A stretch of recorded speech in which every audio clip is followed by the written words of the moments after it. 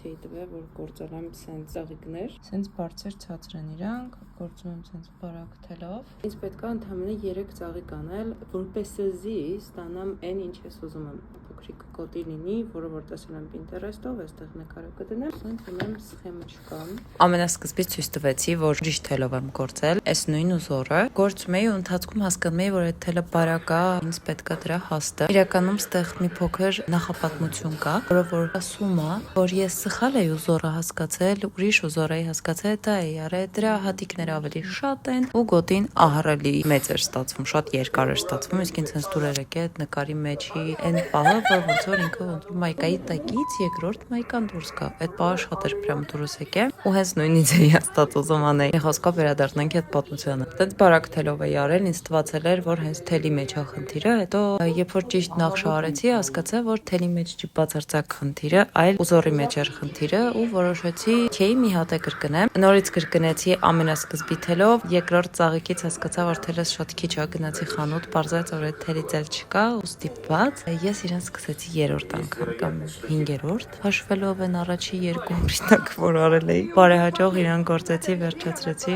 շատ եմ հավատում։ Հասկացա, որ իրեն կարելի է օգտագործել ոչ միայն որպես գոտի կապելու պատակով, այլ նաև ինչ-որ, չգիտեմ, թեկուզ ինձ գոտի կուրտկայի վրա կամ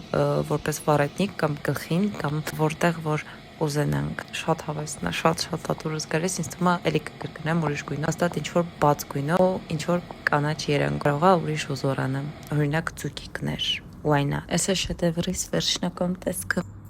Ինչ, այսօր էսքանը։ Bye։